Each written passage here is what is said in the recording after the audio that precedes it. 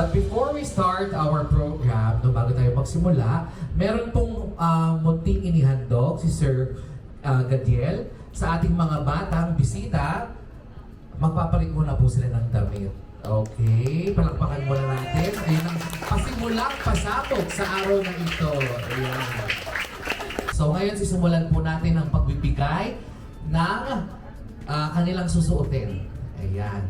Simulan natin Ate Nessie, Ate Irish, Kuya Ken, and Ate Rora. Tawagin natin si Minchi or Minchi. Nandito po ba si Minchi? Ayan. Kayo po si Minchi? Ay, okay po. Si Miss Ana D. Ayan. So, pakisuot na lang po sa ating mga kasabang bata, no? Miss Jeneline. Nandito po ba si Miss Jeneline? Ayan. Francesca or Francesca. And suotin na natin, ano siya? Shirt. Saka shoes. Yan. Meron din pong Veronica. Hello baby, Miss Veronica. Ayan. Si Lorraine. Lorraine.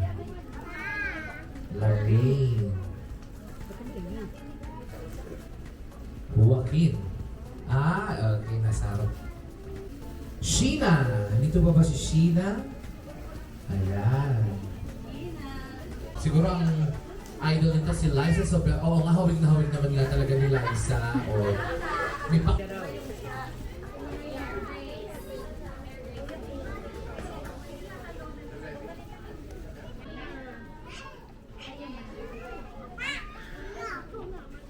Takpukan po natin siya. Magandang hapon sa inyong lahat. Magandang hapon. Happy birthday, Sir Gadiel. Talagang naging inspirasyon namin ikaw sa pagbibigay sa mga bata ng ganitong... Palakpakan naman natin, Sir Gadiel. First time namin nagkaroon ng ganitong gift giving dito sa villa. Normally, birthday, puro pabonggahan. Si Sir Gadiel, pinili niya na instead na siya yung makinabang doon sa ibibigay namin birthday party. Sabi niya, ibigay na lang natin sa mga bata na inaalagaan ko. Kaya maraming salamat Sir Gadiel sa inspirasyon para sa amin. At sa mga bata na nandito lahat ngayon, wala tayong gagawin ngayong araw na ito kundi mag-enjoy, kumain, enjoy itong lugar na mag-swimming kayo mamaya, wag na kayong yung mga bantayan na mabuti yung mga bata, medyo malalim, pero enjoy niyo po itong araw na to. Maraming salamat po. Sir, salamat. Maraming salamat sa iyo, Sir Jonathan.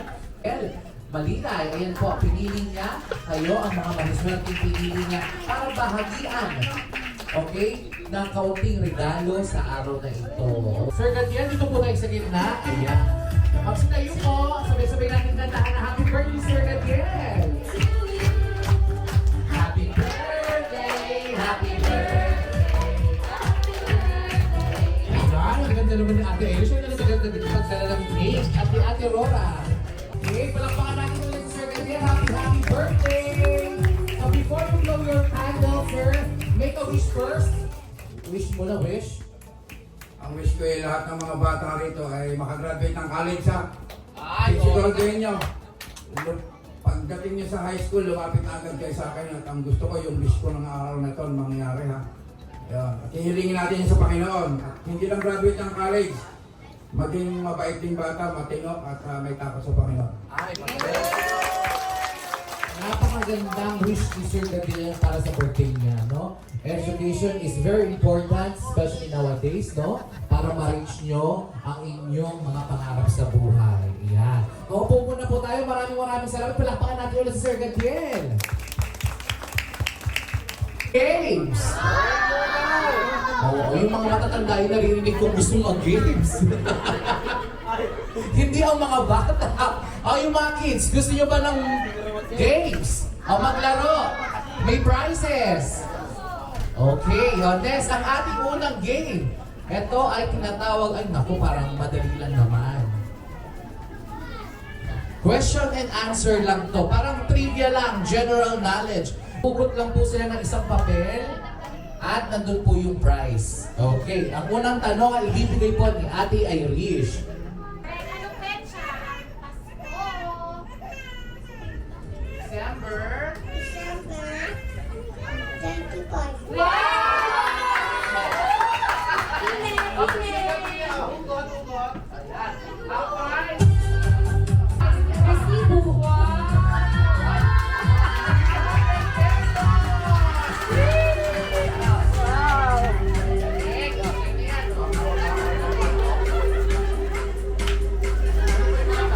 Sino pa ang gustong sumali? Oh, bakit naiiyak ka pa, kuya? Parang ramdam ko yung pagkakatayo ni kuya eh. Parang may pinagdadaanan po ba tayo, kuya? Parang maganda yung pagpunta mo dito eh. Parang ramdam ko eh. Ano pangalan natin? Ready po. Ready! May asawa na ho? Ba't parang hindi masaya kung nakasagot mo ng meron po? Sa ating tanong sa pamilyang Pilipino, sino ang tinatawag na ilaw ng tahanan? Nanay niya. Nanay niya lang. Nanay is tama. Panapakan natin sa iyo, friend. Wala na mahukay pinagdadaanan ng asawa niyo. Ano naman. Ayan, ibigay niyo ho yan sa ilaw ng tahanan niyo, ha, mamaya. Oo, kabahan, ha? Ganyan talagang buhay. Okay, pasok natin. N. O. B. E. N. O, N. M. Tama naman, M. D. E. N. Ah, very good! Oh, tama. Oh. Huwag ka na. N yun, sabi niya N. Wow! Oh, hati tayo dyan. Ano pangalan? Maverick. Maverick. Okay, sa watawad ng Pilipinas, ano ang sumasagisag sa kapayapaan? Blue. Blue or azul is correct. Alam mo kayo naman ni Maverick? Ayan, sir, mga scholar mo, magagaling ha? Sir, din sila, sir.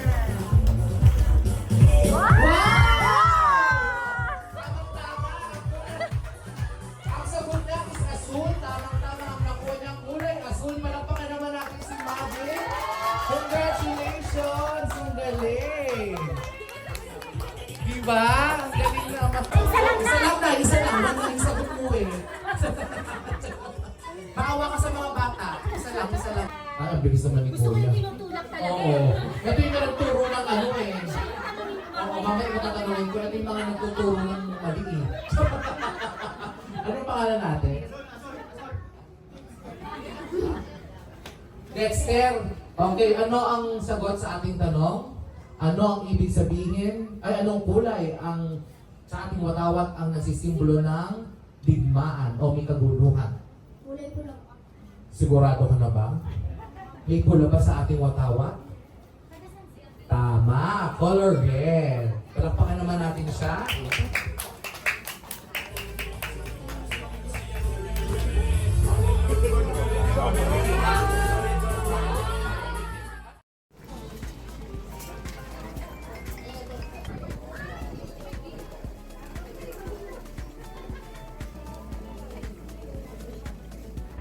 Birthday po kaya.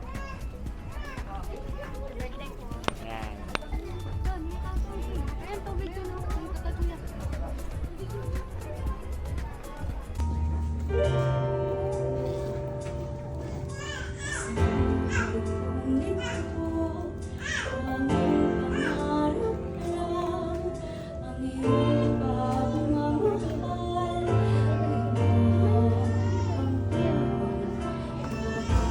Santa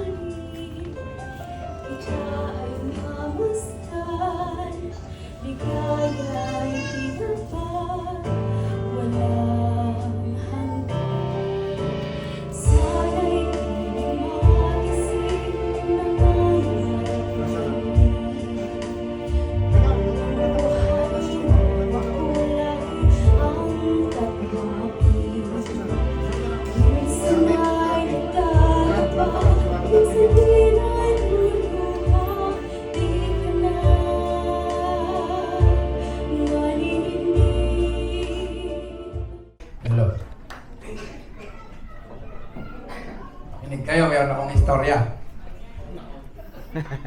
At yung makikinig yung mabuti, lalo na hindi nakatanggol kanina, may pamimigay ako dito. Yun. Bahala kayo. Hindi ko ito mas naihahagis dyan. Kaya makinig kayo mabuti. Unang-una, nandiliit ako. May sa bagay, birthday lang naman kasi. Pero Brother Jay, nandiliit talaga ako pagka masyadong napupuri yung si ako. Pero ang talagang bida dito sa lahat ay ang Panginoon. Amen. Huwag niyong kalilimutan yon. Lahat tayo humihinga.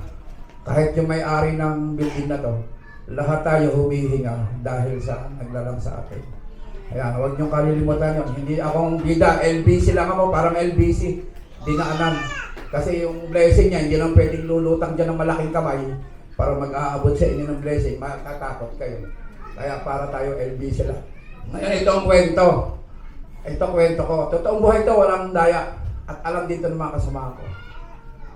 Ako talagang trabaho ko, driver. Ayan, driver. Ang biyahe ko yung Carmona, Alabang. Ayan, yan ang naging linya ko. At pagka nangungulorum sa gabi, Kalamba, Alabang naman. Para hindi mahuli ng pulis. Kaya, yan talaga ang buhay ko. Ngayon, hindi naman natin, kaya ako sinabi sa inyo, mahalaga nyo malaman nyo na ako kasing hirap nyo rin. Pare-parehas lang tayo mahihirap. Eh ngayon, paano nangyari to? Ito ang kwento. Siyempre sa Panginoon, walang imposible. Di ba? Eh yun nga walang nagkaroon eh. Dati naman walang earth. Dati walang between. Pero nagkaroon. Ay, pero mo yung wala nagkaroon ay malaking problema yun kung tutuusin sa tao. Ay how much more yung meron na nadadalhin lang sa inyo. Mas madaling gawin ng Panginoon yun. Kaya nga lang, gagamit siya ng tao. Kung pagagamit ka. Ay nataon na yung natsambahan na tayo na siguro, tinesting niya ako kung magagamit. Ay pwede pala naman. Isipin mo yaman nila. Ay kung saan lang pinagdadala ang pera, ay ang dami naghihirap. So, hindi ko pala alam, yun pala, para ano ng Panginoon, para makipag-usap sa akin na ako'y bibigyan ng isang malaking misyon. Ngayon, to make the story short, pinag-aralan ko ang galawan doon sa loob. At para lalong maging shorter ang istorya, natuklasan ko kung paano napag-aralan ko kung paano pagbabagay ng pera nila. Nasa pagbanggang yun, parang dalawang bato, nagbangga, may friction, may sisirit na apoy. Eh baka maaambunan ako ng mga tatalsik na yun. Kaya, i-exit pa lalo natin ang istorya, ayun, ano nangyari? Nakapasok ako sa loob. Akala nito, pagka mayaman ako eh. Akala yaman ko. Hindi alam, nasugo lang ni Lord Ron para buhanin ng kaunti. Ang kaunti lang naman, ang yaman nila. Mga bawasan. Yeah. Pero binubibilib sila sa akin dahil akala nila talaga mayaman ako eh. Ayun. Yun ang isang parte na ko ito. Totoong istorya po yun. Kasi ako namamasada, minsan hindi ko na napapagawa yung jeep ko kasi sa dami ng eskolar. Kinukuha ko sa pamamasada. Eh, minsan nga nawalan ng preno eh. Hindi ko alam kung saan ko ibabangga eh. Kasi nawalan ng yung mga pasahero takot na. Kasi nawalan ng preno, ang naging dahilan nun, tinipid ko yung pera. Kasi nagkataong mag-e-exam, yung mga estudyante ko, binayad ko lahat yung kinita ko. Kaya yun talaga ang buhay. Special reason lang ito. Kaya nga ang tips song ko yung Impossible Dream. Merong linyada doon, going into hell for a heavenly cause. Alam nyo, hell yun yung lugar na yun. Alam naman ng bawat Pilipino yan. Kaya may heavenly cause lang ako, kaya ito sa naman ni Lord Ron. Siguro sa loob ni Lord yung pera ko. Kasi sabi sa Bible, all the gold and silver are mine. Ibig sabihin lahat ng gold and silver ng mga tao sa kanya. Eh inuto sa akin, Daniel, kuhanin mo nga yung iba dun. Kasi atin yun eh. Eh ina-action na nila. Eh bibigay ko sa mga taga-panel at sa buong Pilipinas. Eh kaya napag-utosan lang tayo. Kaya parang talaga hindi ko ina-advise na punta doon. Kasi baka iba ang kauwian eh. Kinakailangan may wisdom ka. pagpunta mo doon, or else mawawasak ang pamilya mo kapag malakas ang pressure doon ng kalaban. O, doon, kahit magagaling ang mayayaman na nagkakapera, nauubos pa rin kasi paglabas, puro bisyo rin. Babae, inom, etc. Sayang din. Kaya yun ang naging buhay natin. Wala tayong magagawa, nabigay tayo Lord, hindi na tayo sa ganung sistema. O, kaya, yun ang nangyari. At meron nga doon pa nangyari. Meron doon isang attorney, nakatalino, nakatira sa Alalabang. Sabi niya sa akin, Bumbay tawag sa akin Bumbay, sino ba dinadala ang pera mo? Wala kang alahas. Hindi ka sumasama sa amin sa inuman. Hindi ka nag-around the world. Hindi ka nakarating man lang ng Singapore. Nahila ako sa Singapore ngayong December Hindi ko alam kung oo ko, hindi. Kaya sabi nila, saan mo ba dinadala ang pera mo? Kasi totoo na. Hindi ko malaman kung bilangan ko pa. Kung isang sabihin, wala naman yan. Saan mo dinadala ang pera mo? Kasi wala talaga sila makikita sa akin pinagdadalan. Hindi ka nag-a-upload, wala kang alaas. Wala kang pangarerang kotse, si kotse. Saan mo dinadala? Akala nila, mama ko. At hindi ko ginagamit ang pera ko. Pero ngayon, malalaman nyo na kung saan ko dinadala pera ko. Ito sa mga to. At least sasagot na ang tanong nila. Hindi ko lang masagot sa lugar na yun dahil hindi proper place Pagpaliwanag ka ba naman tungkol kay Kristo sa lugar? Paano kayo magkakaintindihan? Parang pinaghalong balat at tinalupan yan. Wrong place. Kaya Diyos lang nakakaalam. Pero ngayon at least partially nasagot ang tanong nila na kung saan ko dinadala ang pera ko. Kayo po ang mga alahas ko.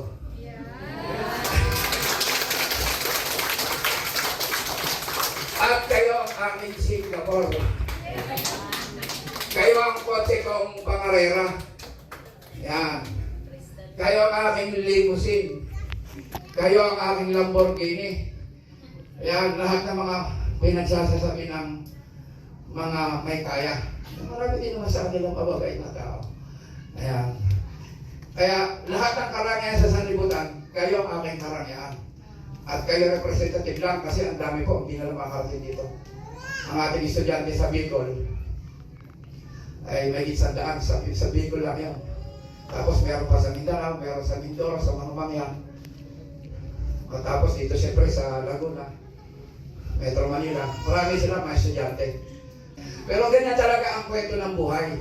May mga kwentong kung iisipin mo parang hindi totoo, pero totoo na pag ang Panginoon ay kumilos, God has 1,000 ways para kayo ay maramdaman nyo na mahal na kayo. Na kung walang gagawa, walang kikilos, kahit bato pwede magsalita. Ayun po yun. Kaya, salamat sa pagkakataon ito. Ang hiling ko sa Panginoon, sana kahit hanggang 100 taon. Ayun yun. Kaya, maraming paraan ng Panginoon. Ang kailangan lang tayo ay magtapat at manalig sa Kanya. Ayun. Kaya, siyempre, ang number 1 ko pasasalamatan ng Panginoon. Pangalawa, yun talagang mga pinanggalingan ng pera niya. Hindi ko yan sa akin galing. Ginamit lang ang instrumento. Ang totoo niya, napakahirap ng buhay ko. At kahit na ako'y minahawak ang pera ngayon, tinutuloy ko pa rin mahirap ako. Kasi yan, caretaker lang ako. Dami lang ako. Kaya nga sabi sa mga anak ko, huwag kayong mag-inarte. Magwalis kayo dyan sa barangay. Hindi atin yan, baka akala nyo. Maaaring sa harap ng tao, atin yan. Pero sa harap ng Panginoon, hindi atin yan. Kaya ang higpit ang instruction ko sa kanila. Huwag sila magpapasarap dahil ang daming naghihirap. At sila ay, kami ay caretaker lang. Dami. Kaya, at ayan ang message ko sa mga kabataan. Yung pangako ko sa inyo, dati kuhanin mo listahan nila. Dapat sila lahat makakapag-aral dahil pinangako ko yung wish. Hiningi naman ni Ma'am Nessie yun na wish. Ano daw wish ko? Yun ang wish ko, kinakailangan mangyari yun. Kaya, hanapin ko kayo kahit saan lupalang kayo pumunta, titignan ko kayo kung nakapag-aaral kayo. At dahil pakilista yung mga pangalan nila. Itong mga kabataan. Titiyakin ko sila ay nakapag-college. Yung elementary high school, hindi ko muna pakikialaman, libre naman eh. Konti lang ang gastos dyan. Yung college, kahit doktor ang kuhanin nyo, aayudahan ko kayo. Yun. At saka, hindi lang naman scholar yan eh. Meron nga tayong programang murang bigas. Yung kanilang aling na opo, dialysis patient yun eh. Actually, 6 months to live yun. Pero nang masiya siya, nakatikim pa siya na may nagmamahal sa kanya. Kaya marami tayong programa na papasokin. At siya nga pala, salamat sa management dito. Ito ang istorya, kasi sila naman, lahat ng mga VIP dito. Akala nila VIP din ako. Makahawak ka lang ng pera marami, ang tingin sa'yo VIP. Kaya ako medyo nakikita. Pero hindi ma'am ako salay, ma'am Nessie. Kaya pag minsan bibigyan niyo ako ng importansya, parang natutulala ako. Dahil hindi naman talaga ako yun eh. Ang alam ko yung mamasada. Suligaw ng alabang-alabang. Yun talaga ang alam ko. Ngayon ang istorya niya, kaya tayo nakarating dito. Ganito yun. Sanay nga silang magbigay ng pasasalamat sa pamamagitan ng pag-aalok ng mamahaling kwarto. Magkano po ito per day? 70. Pero mo 70,000 per day. Alam naman uupa ko ng 70. Ibibigay ko na lang sa inyo yun. Pero binigay sa akin ng libre. Palakpakan mo natin sila. Kasi ang nangyari noon, ganito yun. Inaalok nila ako. Gadgel, baka gusto mo naman, sir. Hanggang mo naging sir, travel lang. Kaya pag pinili ka ng Panginoon, pwede ka talagang maging sir eh. O edi, sir, baka gusto mong mag-celebrate ng birthday sa ating mga bilya. Dalhin mo yung mga barkada mo doon. Medyo naisip ako. Dahil siyempre, nagmamaganda loob, di mo naman basta tatanggihan. Siguro, akala nila sasaya ka doon. Sabi ko sa kanila, salamat po, pero kung papayag kayo, ang dadalhin ko po doon mga isang katerubang bata na maralita. Kasi iba ang lifestyle ko eh. Hindi ako sasaya doon sa inuman eh. Kasi ito kaya ako mapapasin yung maraming lamesa. Yung mga ka-friends ko, pag nag-birthday, puno yan. Inom dito, inom doon. Inom lifestyle lang. Ngayon sabi ko, kung papayag kayo na bata ang dadalhin ko dito na maralita, mahihirap, kakakotin ko. Kasi doon po ako talaga masaya. Aba, walang isang segundo. Umayag. Sige ka ako, titignan ko kung baka mamaya doon pa lang sa scanning sa baba, tingnan natin kung makakapasok. Kaya doon pa lang sa scanning, nanonood na ako eh. Titignan ko kung saan ay magpapasok ng gano'n ay okay naman. Talagang very hard yung kanilang pagpapasok. Wala ako nakita. Magpakit na kilos talaga, very professional. Talagang napansin nyo naman, asikaso tayo. Kaya tinanggap nila yung alok na gamitin natin to. May magagandang higaan. Ang tawag nila dito, master's bedroom. Hindi nilabutan ko kasi sa amin walang master's bedroom.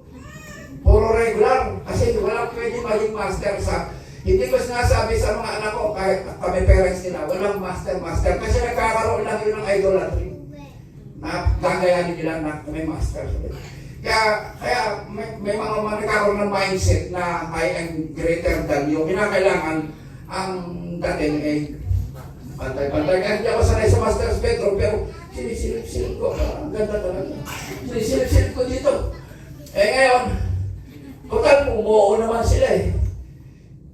Kahit miya-miya na tayo matulog, maghalingin na kayo tulog yan. Makahatingin naman tayo. Ako kahit dito na ako sa sala. Sister ha? Alam mo naman higaan natin, kawayan lang. Ito ang special, ito unahin ko, ihahanap ko doon. Doon. Tingnan. Hayaan yung mauhugan nyo kung tumulusipon. Marami sila tagalulis dyan. Kaya lahat kayo ang talagang master na kayo ang very special dito. Kayo talaga ang totoong guest. Kasi si Kristo talaga ang ating guest. Siya ang honorable siya talaga. Ngayon kayo ang representative. Kaya tikman nyo, kahit matulog kayo tig isang oras. Pag ginising kayo, Sino ba tagagising? Hoy, bangon na dyan. Ang dami pa nakapila. Labas dyan, para makatingin lahat. Ha? Pila-pila. Pero, masayang pakinggan, no? Pero ang totoo, no? Hindi lahat pare-pares ng mga tayo sila lang. Bakit sila lang nakakatingin? Di ba? Kasi alam niyo kung bakit? Nagkaroon kasi ng love hoarding. Akala niyo ba bigas lang na-hoard? Pati ang pag-ibig ng Diyos, hino-hoard. Kasi ang totoo niya, dapat na ikaw na isang taong pinagpala, dapat ipa-project mo yung labis na yung hindi mo kailangan na kayamanan. Kagaya sa Mindanao, sa Maguindanao, yung nahuli na sa septic tank ay tinago. Isipin kung bupuloy mo ng pera yung septic tank, hindi yung economic value nun na sana ay dadaloy sa economic system ng Pilipinas O, di ba? Kaya maraming mahirap dahil na-hoard ang pag-ibig ng Panginoon. Kaya sila may mga master's bedroom. Tayo kahit room wala. Pagpasok ninyo sa inyong bahay, gusto ko pumarang Ma'am Nessie, yung karamihan dito, pagpasok ko sa bahay, yun na ang sala, yun na ang kusina, yun na ang lahat. O, kaya kahit kami room wala. Kaya ngayon, kahit pila-pila, meron tayo ngayon. At saka balay mo sa isang taon, baka pa, dadalahan ko kayo na sana maging 3 beses ang birthday ko. Sa next year. Pwede. 3 beses. 3 beses tayo pipila rito. Di ba? Kaya, at least, dahil hindi natin na-hoard yung pag-ibig niya, makakatip din tayo ng buhay ng mayaman. Pero ang dalangin ko sana, mabawasan yung nag-hoard ng pag-ibig para hindi lang naman kasi sa Pangil Laguna may kahirapan. Buong Pilipinas yan. Wala naman tayo tinutukoy na pangalan, pero ang message ko sa bawat isang mayayaman, sanay tayo magbulay-bulay naman ng konti. Kahit konti lang, na bago tayo mamatay, makakaharap tayo sa ating Creator nang nakatingin ng diretso sa Kanya, na hindi siya manghihilayan, na nalalang ka pa, na hindi ka naman nagamit. Kinakailangan kasi, bawat tao kasi nila may intention ang Diyos yan, may purpose. Hindi tayo lumitaw na basta na lang. May purpose tayo. Yung nga lang iba, hindi nila iniintindi kung anong purpose niya. Yung pala mahalaga. Mahalaga ang purpose sa kanya. Magiging galo yan pala sa atin. Yan yun. Kaya, yun. Di ba? Ang ganda ang kwentong langit, ano? Pero hindi naman tayo perfect. Ako nga, mainitin ang ulo ko pagka may bigla ko. Wala namang perfect. Pero, kinakailangan, biski yung mga alagad niya, hindi rin perfect. Si Peter nga papakulan ng si Kristo.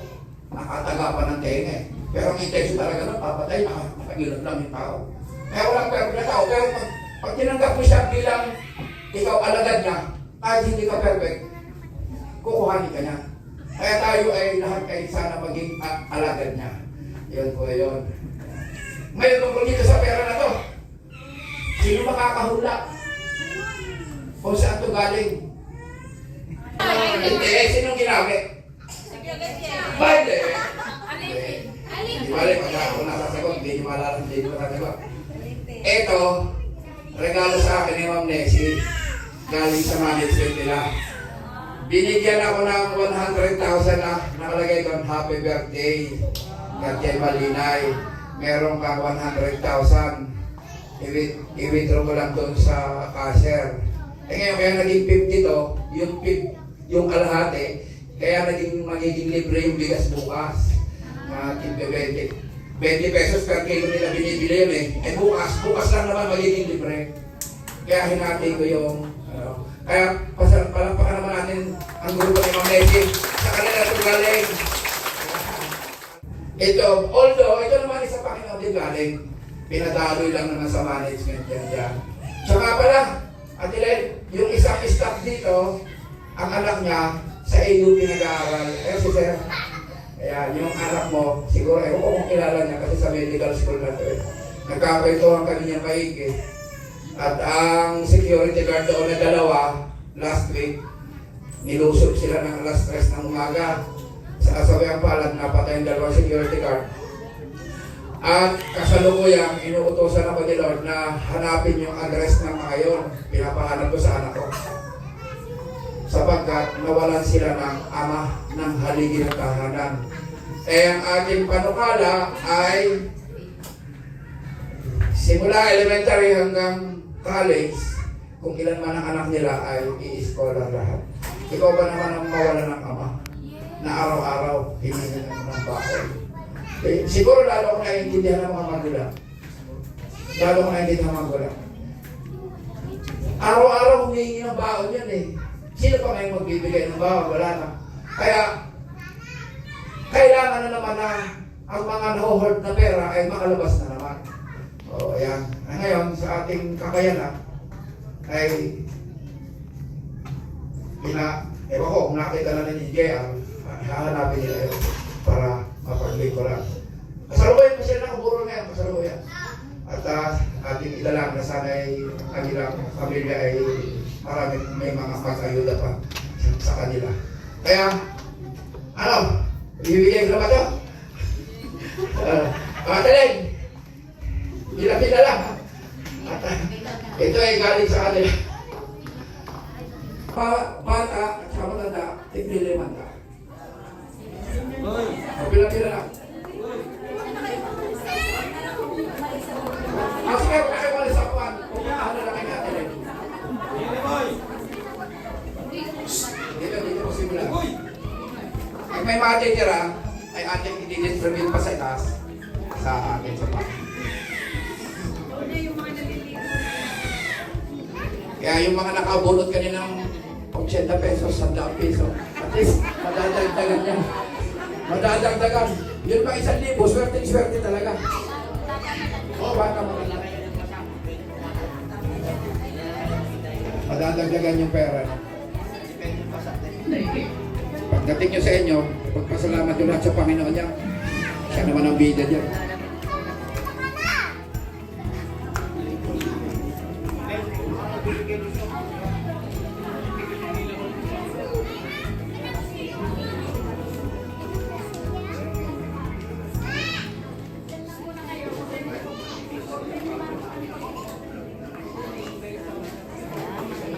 Bigyan mo na rin yung ating driver. Yung ating driver ng boss, aba, inalughog nga niya yung kahon, baka may natitira. Inubos nyo. Wala, talaga tinulungan ko siya matulungan, puro papel na nasa loob. Ay, biyong ko makakalimutan nyo nakabas. Si Renel, bigyan nyo ha. Si Joy Grace, piso lang bigyan nyo.